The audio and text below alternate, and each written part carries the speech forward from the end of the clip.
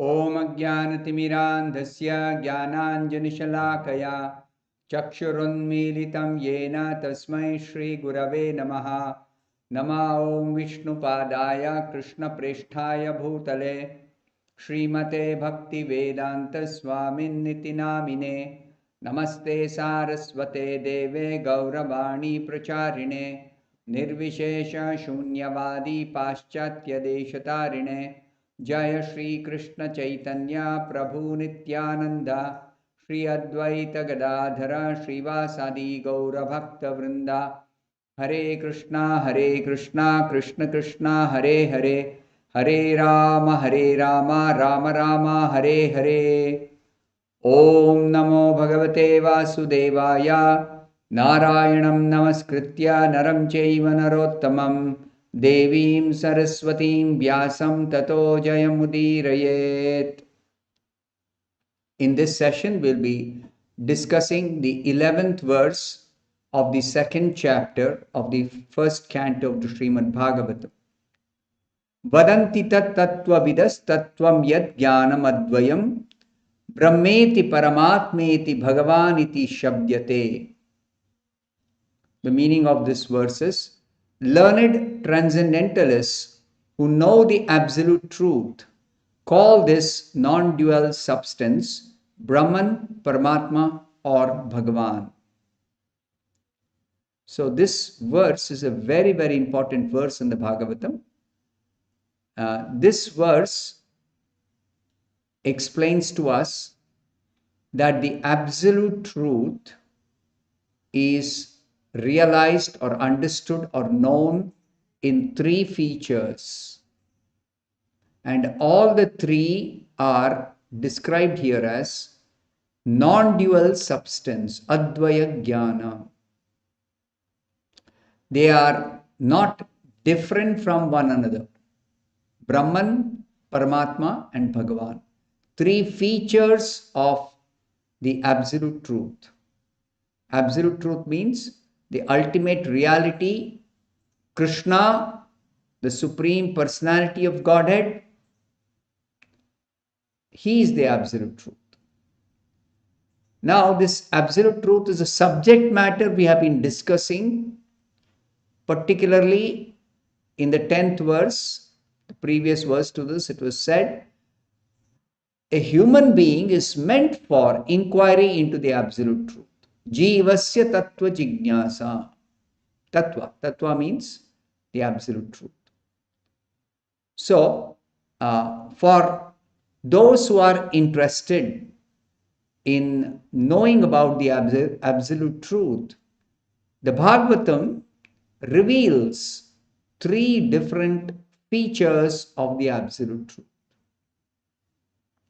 So, in the purport, Srila Prabhupada explains, there is no qualitative difference between Brahman, Paramatma and Bhagavan, the three features of the absolute truth.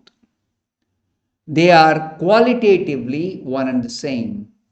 Yet, they are three distinct features. Three distinct features. It is the same substance realized differently from three angles of vision. From three angles of vision.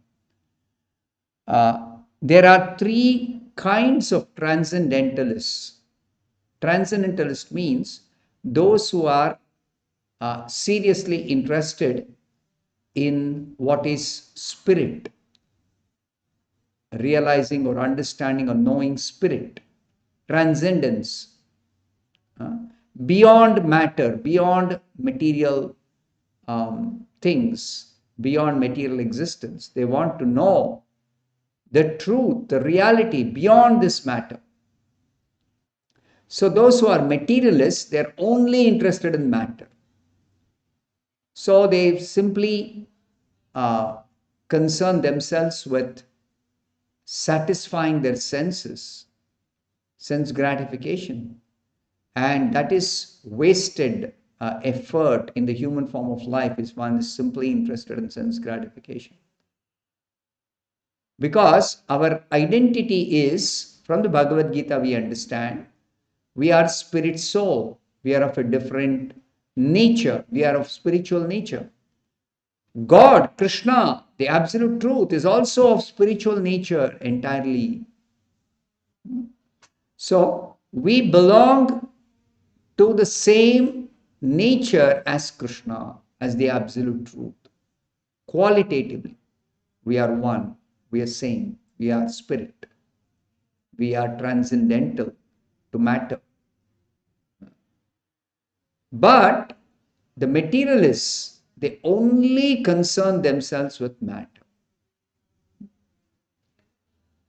And transcendentalists, among the transcendentalists, those who are interested in what is spirit, there are three categories of transcendentalists.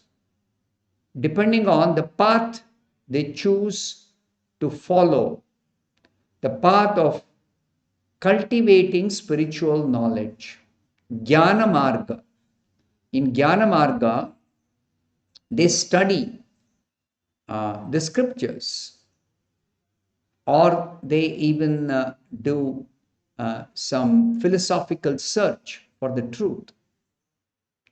And they want to arrive at a understanding or knowledge or realization of the absolute truth through such complete thorough study, through analysis, through experiment, through philosophical search.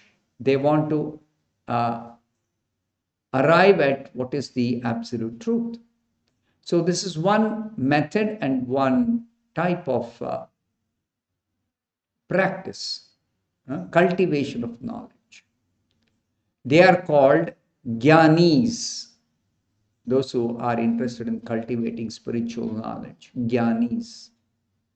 And then there are yogis, yogis in the sense of those who practice Ashtanga Yoga, the meditation system.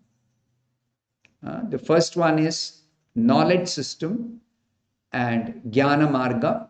Second one is Yoga Marga or Dhyana Marga, meditation, the process of meditation, by practicing austerities to control the senses and the mind and to focus the attention within the heart. So this is the meditation process, and they realize the Jnana Marga, they realize the absolute truth when they achieve success in their endeavor to realize the absolute truth.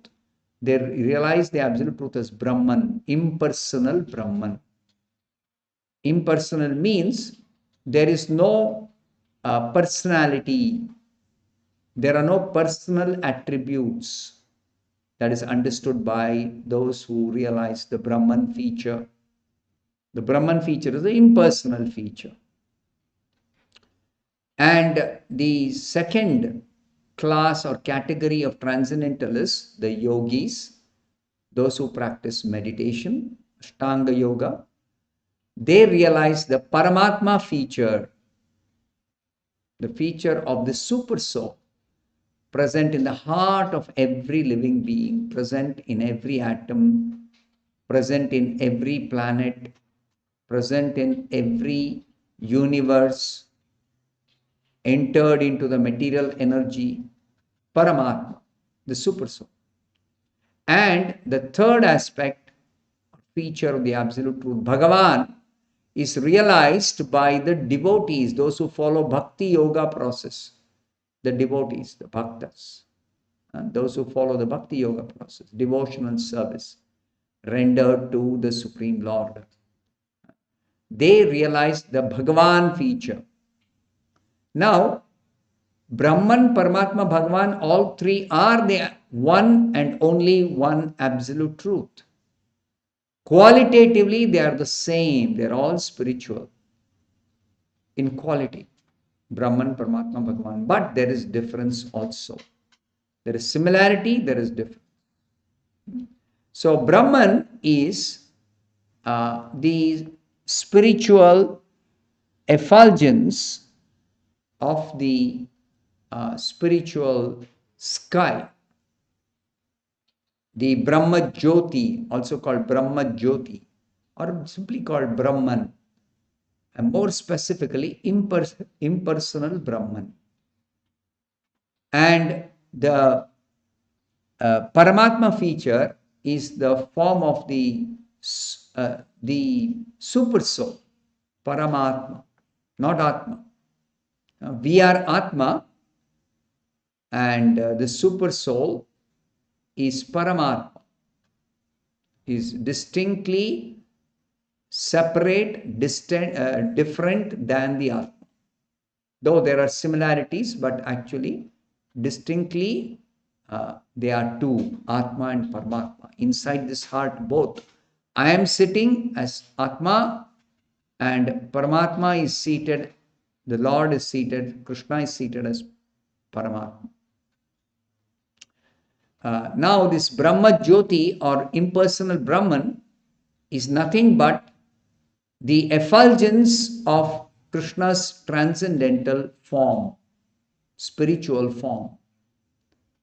The light, the effulgence coming out of the transcendental form of Krishna is called Brahma Jyoti, Brahman feature, impersonal feature. And that impersonal feature is spread everywhere in the spiritual world, in the material world, in the spiritual sky, in the material sky, everywhere. But this spiritual light or spiritual effulgence or impersonal Brahman does not have any variety, It is manifested as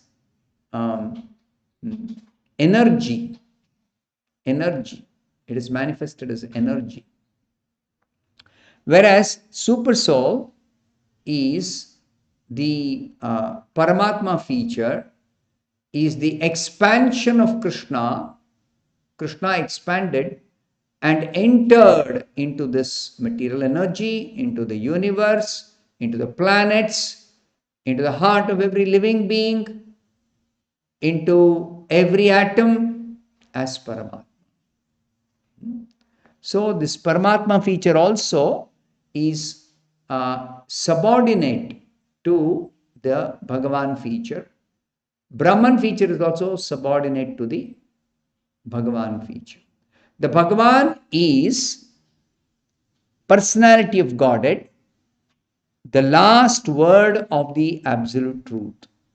That means the highest understanding, the complete realization of the absolute truth.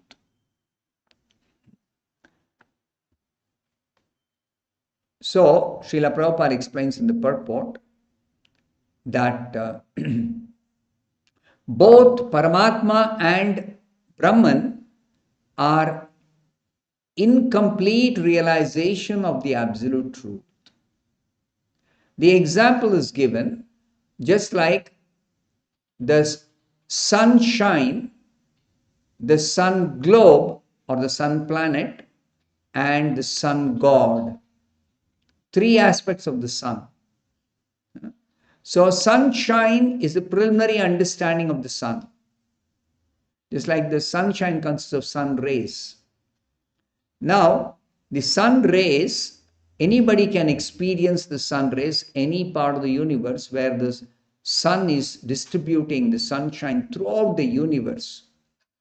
But the sun globe or the sun planet is located in a specific place.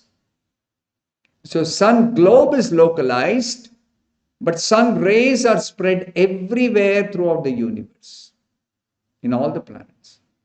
So the sun rays are spread everywhere, but the sun globe is in one place, one location. And the sun god is the person within the sun planet who is actually the controller of the entire sun planet, and he is present within the sun planet. He is a person. He is the person of the affairs of the sun. He is controlling the affairs of the sun. So, like that, Krishna is Bhagavan, the Supreme Person. His localized aspect expanded in heart of every living being or in every universe or in every atom is the Paramatma, expansion of Krishna. And Brahman is the effulgence of Krishna's transcendental form, spiritual form, Krishna's spiritual form. So the three aspects are one and the same, simultaneously they are different. Just like sunshine, to give an example. The sunshine is simultaneously existing with the sun planet. The sun planet is simultaneously existing with the sun god. The three are simultaneously existing. You cannot separate one from the other. Because sunshine cannot exist without the sun planet. And sun planet cannot be existing without giving out sunshine. That is never possible. So therefore, in one sense, they are the same, sunshine and sun, or sun planet, or sun planet and sun god. There cannot be sun planet without sun god. When you say sun god, he cannot be without sun planet. He cannot be without sun planet. So all the three are, in one sense, the same, but they are also different. Just like sunshine is coming through the window into my room. It's not the same as telling the sun is coming into my room. No. If the sun planet were to come or the sun god were to come, then the whole room would be completely burnt away to ashes. So there is a difference in the temperature. The temperature of the sun planet and this temperature of the sunshine are different. They are not the same. Similarly, the sun god who controls the entire affairs of the sun planet, he is the supreme in the affairs of the sun. So he is distinctly different as a person from the sun planet. He controls, he directs. So he is the supreme, the ultimate aspect of the sun. Similarly, Bhagavan is the ultimate aspect of the absolute truth. Now, those who are followers of the jnana process, they realize the Brahman feature, they think that is the highest realization. And they argue in favor of Brahman being the absolute truth. That is the ultimate realization according to them. And those who actually are yogis, who have realized, Ashtanga yogis, who have realized the Paramatma feature, they argue that the Paramatma feature is the highest understanding. But the devotees, they know all the three features, because understanding or realization of the Bhagavan feature includes knowledge of Brahman and Paramatma. Because Krishna only through his effulgence, bodily effulgence, he is present as Brahman everywhere, in the material world, in the spiritual sky, in the heart of every living being. He is present as Brahman. He is spread everywhere. And as Paramatma also is entered into everything, super soul. So therefore, these three are actually inseparable, but at the same time, they are distinctly unique features of the absolute truth.